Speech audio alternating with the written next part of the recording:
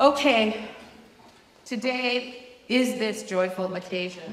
There are actually 23 graduates of this year's class. 13 of you are here today. Several actually were planning on coming, but because of weather, they couldn't join. So hopefully you are joining live stream. Oh, thank you.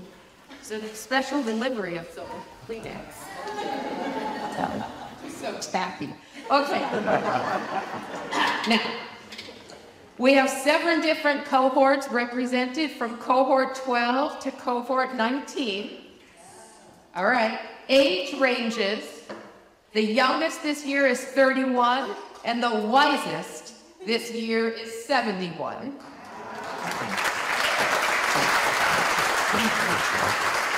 that's not me. With 40% of this year's graduates being 50 and above. 8 of this year's graduates are students of color. And this year, which is 40%. And this year's graduates come from 13 different states, 22% from Ohio, 17% from California, and the rest from Washington to Florida and points in between. For us, there are no red or blue states. Antiochians are strong everywhere.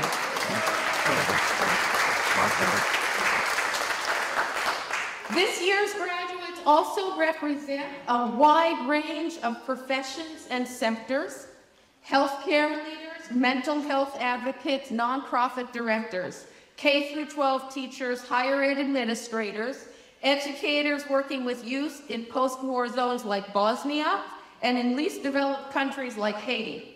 They're leadership consultants and corporate executives and those working on disability rights and those fighting racism's wrongs. Social justice fighters in communities and equity-inspired C-suite advocates. Whew, that's a lot of accomplishments. Y'all made me tired this year. Whether it was 4 years or 10 years back, I had the honor of welcoming you when you walked in those Antioch doors. All right, you know me. And today I have the honor of sharing a few words with you as you walk out these doors and join our lifelong alumni community. Okay, this is where the pressure starts. Laurien, what are you going to talk about this year? My path to the July commencement speech usually begins in early spring, when with a blend of curiosity and anxiety, I wonder where the path's going to lead. What words will I say to inspire graduates to fight boldly for democracy? What theme might I bring new insights into how to further justice and racial equity? And what thought might I come up with to spark some radical imagination about how to save this overheated planet? I could go on, but you get my point. There's a lot of pressure, I feel, to come up with something that's going to be cool and inspirational and insightful. In past years, I called upon graduates to read as if the country depended upon it, and it does. Another year, I called out for radical hope as if our lives depended upon it, and I think they do. And last year, I encouraged you to dissent as if democracy depended on it, and I believe it does. So what was I going to talk about this year? It's like, okay, now what? My curiosity got the best of me, and I actually became curious about curiosity. Initially, I worried it wasn't deep enough. My husband, who's watching from Los Angeles right now, told me, what are you going to talk about? Curiosity? Like, it's not as deep as radical hope or dissent. But it grabbed a hold of me, and I couldn't let go. I got excited about thinking about Antioch's PhD program as a hub of curiosity that enriches lives, furthers justice, and, oh yeah, makes for darn good scholarship. I felt compelled to explore how democratic wonder leads to radical curiosity about a better world. And that leads to powerful questions about power, questions that in and of themselves can be acts of courage that challenge an inequitable status quo. So please, bear with me for the next 15 minutes as we go on this curious journey about curiosity. Typical typical of my commencement process, I begin reading. Steve knows this. He starts getting my emails like from you, Steve, is there anything on? Typical of my commencement process, I began reading everything I could find about curiosity. And I learned there are all types of curiosities that lead to all types of questions. There's that busybody curiosity, you know the type, the person that pries just because they want to know everything. There is empathic curiosity, those who ask caring questions because they want to understand what the other is experiencing. Like, how does that feel? What are you concerned about? How can I help? There's narrow curiosity. That's not bad. It's like scientific inquiry. Focus, laser focus. And there's broad and systemic curiosity, problem finding, that desire to know more, like sort of what happened to me on this 5-month quest. Different disciplines look at curiosity differently, like science's precise investigations or philosophy's considerations of the nature of questions, or psychology's quest to understand the mind. There's lots of stories about curiosity gone awry, starting with Adam and Eve eating that fruit from the forbidden knowledge tree, and for that disobedience, they were banished. For much of human history, a questioning mind, particularly of edicts of church and state, were stigmatized and silenced. Socrates was accused of being a criminal busybody for asking too many questions and corrupting the youth. For that, he was sentenced to prison and ultimately to death. Plato, on the other hand, thought meddlesomeness was the ruin of the state. He didn't like citizens being too uppity. I could go on, don't worry, I will. You get my point. Questioning authority has never been welcomed by those who have it. Duh. So stop asking your questions. But we keep finding ways to be curious. The age of discovery, the scientific revolution, the Enlightenment, the age of reason, all explored new ideas, asked questions of accepted norms. Well, some of those accepted norms. If you can believe it, in the 17th century, European elites displayed curiosity cabinets filled with fossils and relics as a way to signal their status. Curiosity had become a symbol of wealth. The French Revolution raised all kinds of questions about monarchy and democracy. Newspapers spread that word around the world, and henceforth impertinent journalists, unconventional scholars, and unorthodox writers often found themselves on trial, or worse, for asking too many questions of the wrong people. One could actually look at human history as a curiosity struggle rather than a class struggle, a clash between those who want to open minds and those who want to close them. But I won't go there. To make a long history short, there's a world of curiosity, and that is really good for people, for politics, and for the planet. Perhaps, though, most of us are more familiar with Curious George, the adventurous monkey on TV and book series. This I did cute for my husband. Which was based on manuscripts smuggled out of Nazi-occupied France in 1941, premised on the belief that active learning starts with curiosity and bearing for all to see the dangers of blind, unquestioning obedience. And that leads right to Antioch's mission, which is what I'm going to talk about today. What does curiosity have to do with furthering racial, social, economic, and environmental justice in a robust democracy? Suffice to say, on the whole, we tend to consider human beings as naturally curious, the sort of innate wonder you see when a baby puts their finger on the flame to see what it feels like.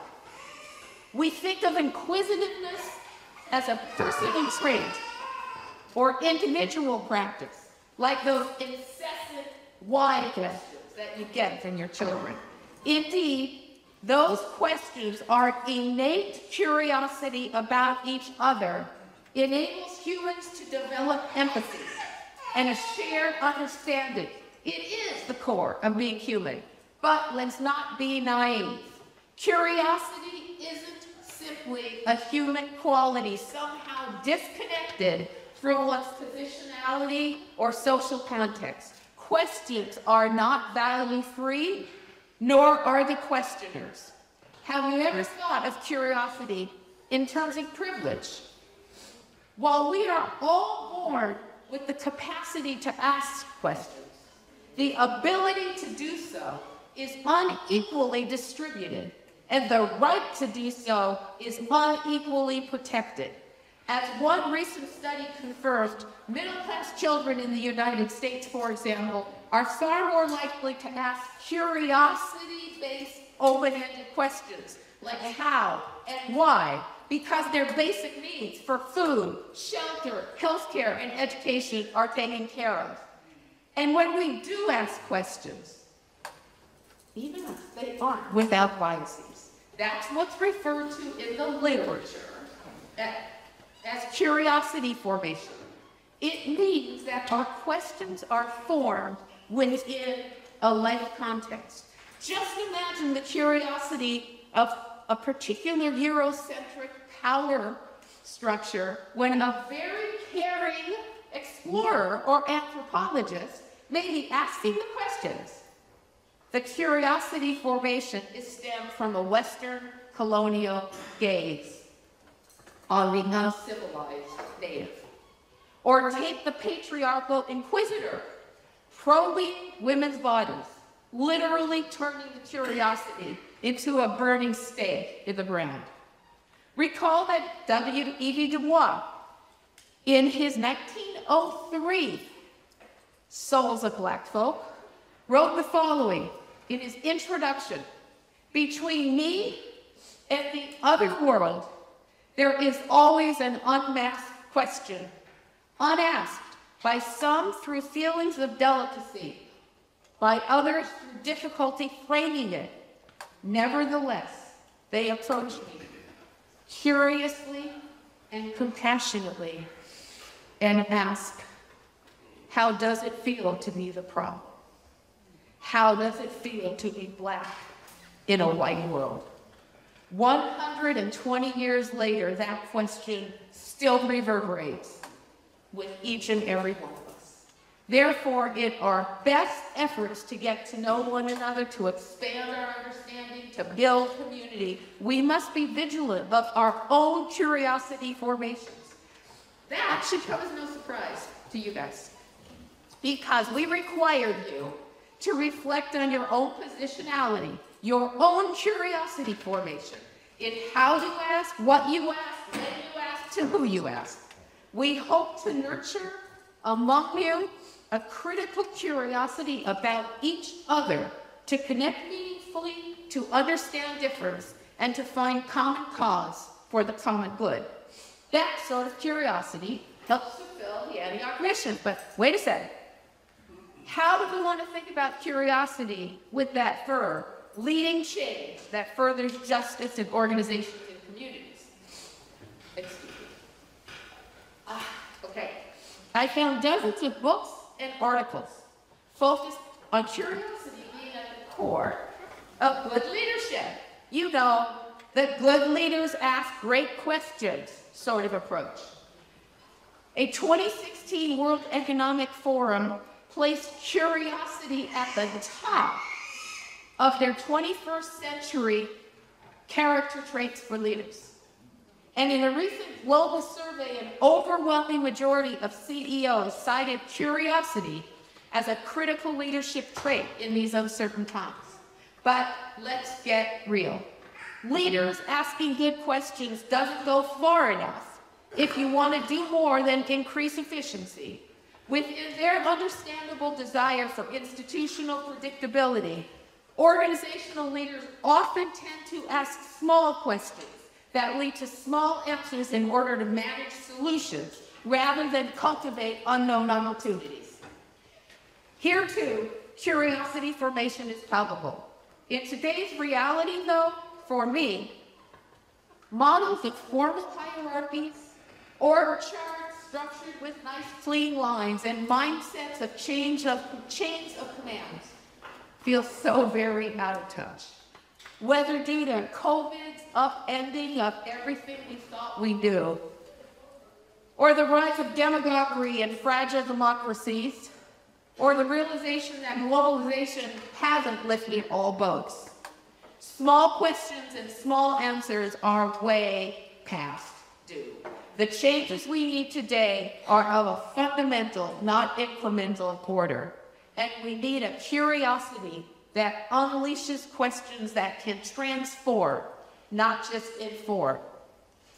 Einstein once quipped, "If I had an hour to solve a problem and my life depended on it, I would spend the first 5 minutes determining the proper question to ask.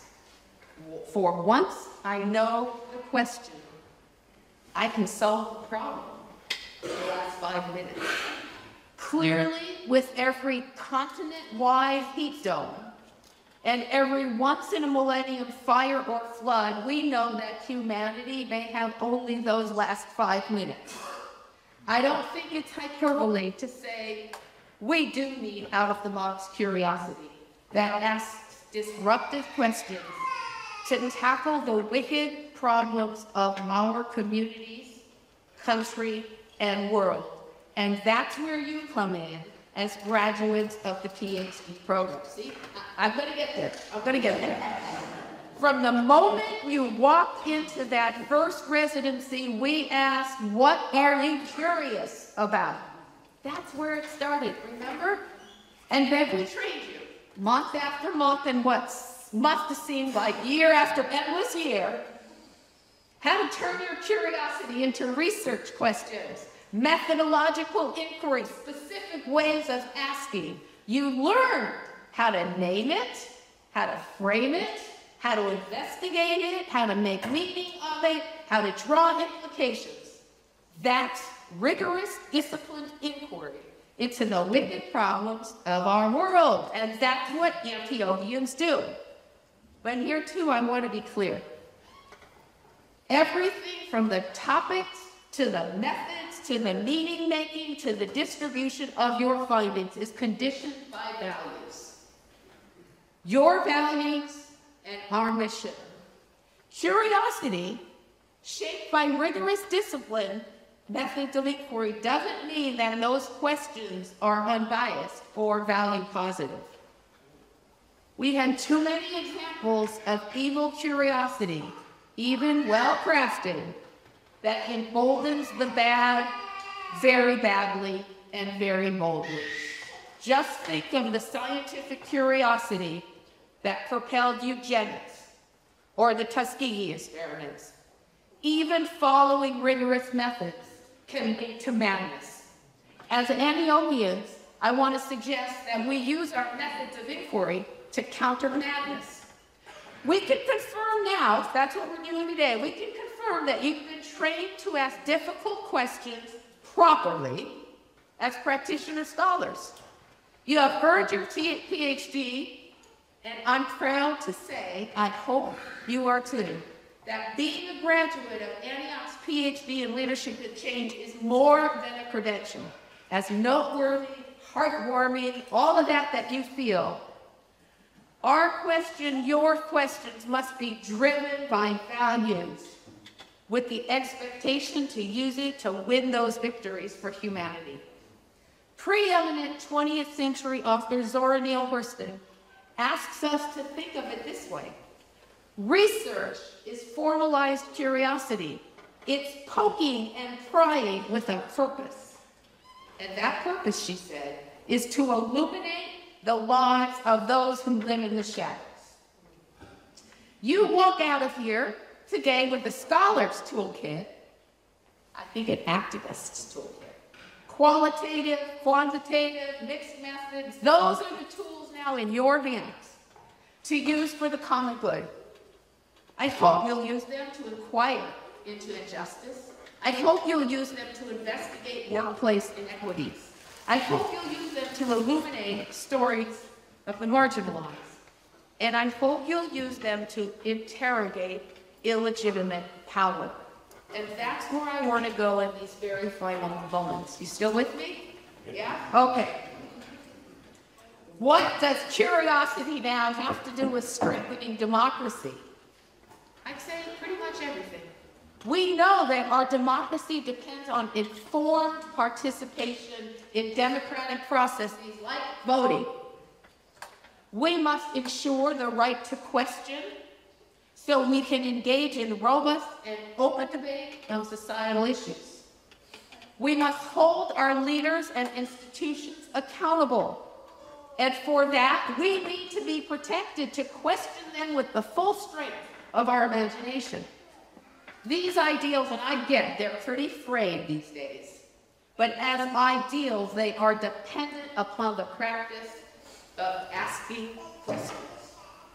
Consider curiosity as a fundamental tactic of democratic engagement. Just think of when questions stop demagogues in their tracks, when questions change the course of history. So I came up with two, just to give you something to think about. Recall the ignorant, closed-minded efforts in the 1920s to make teaching evolution a crime in our schools. That is an eerie and frighteningly akin to today's efforts to criminalize teaching history in our schools.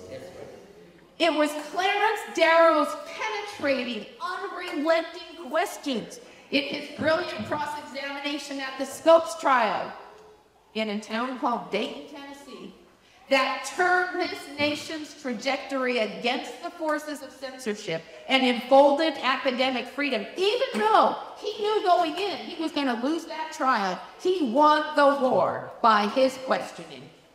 Or think of that moment in 1954, some of you may remember it, another dark and closed-minded period in U.S. history, when Special Counsel Joseph Welch turned to that dangerous and rabid Senator Joseph McCarthy and penetratingly asked, "Have you no sense of decency left, sir?" It is said that almost overnight, that simple but powerful questioning of brute force ended McCarthy's witch hunt and thankfully his career. The point here is that questions can matter. Think of questions that stop the forces of darkness in their tracks. Instead of framing curiosity as an innate human quality, which it is, or simply as an important trait of good leaders, which it is, or as the disciplined work of scholars, which it is, how about framing curiosity as a social force, as a collective practice to propel our most creative, democratic imagination? Think of powerful questions that can get movements started and sustain them. Think of curiosity as being behind the civil rights movement, or the Black Lives Matter movement, or the disability rights movement, or prison reform, or LGBTQ rights.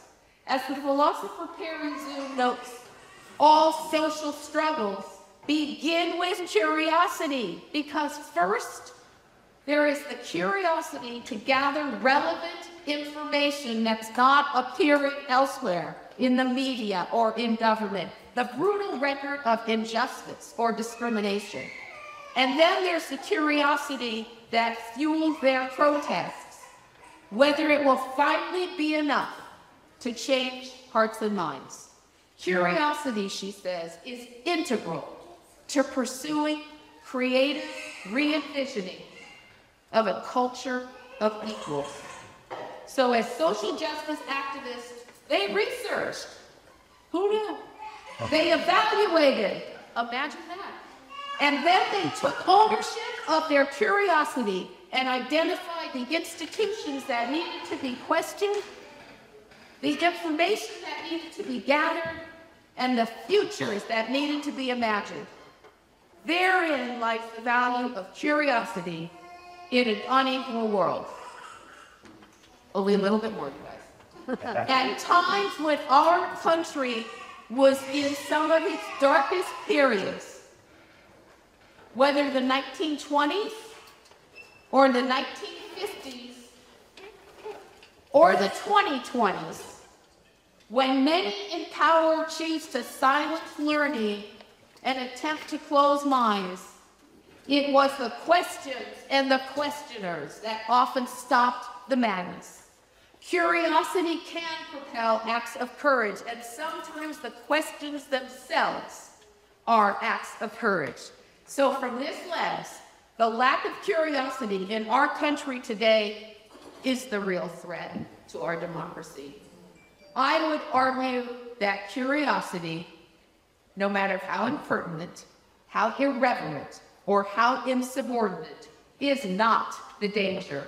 The real danger is incuriosity, when questions aren't asked of leaders or liars, when our apathy turns to acquiescence and our complacency to complicity.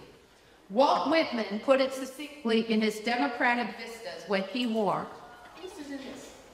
resist much, obey little. When unquestioning obedience, once unquestioning obedience, once fully enslaved. And once fully enslaved, no nation, no city, no country on this earth ever after resumes its liberty. Much of what we see around us today, I'm going to frame in this context. If curiosity propels democratic imagination, and if powerful questions can change the course of history, then to whitewash history's narratives is to criminalize questioning. To ban books is to make a war on wonder. To shutter libraries is to close minds. To make gender identities illegal is a modern-day inquisition. And to demonize diversity is to negate our shared humanity. You know me well enough to know that I believe in the spirit of inquiry that has been integral to this democratic experience. The persistent questioning of authority, the ceaseless challenging of disinformation, and the unwavering commitment to interrogate injustice. I have no doubt that each and every one of us here, there, and out there, we need to ask, here's that verb again, to ask. We need to ask more of ourselves, our workplaces, our institutions, our communities, and our country. We need to ask, what is the reality? What can be done? And what can we dream? I hope, as you walk out these doors today, you consider yourselves passionate Antiochian scholar practitioners who will engage in purposeful curiosity to challenge society's wrongs. I hope that you will ask insubordinate questions strategically. I'm no dummy. Inquire into wicked problems relentlessly. Interrogate our fragile democracy fearlessly. We cannot afford to be incurious, not as human beings, not as leaders, not as scholars, and not as citizens. I hope that as Antiochian graduates, you will work tirelessly to create communities of the curious, to transform our cities. You will use your own insatiable curiosity to ignite a just world. And you will creatively build a new age of curiosity to imagine a better tomorrow. Thank you.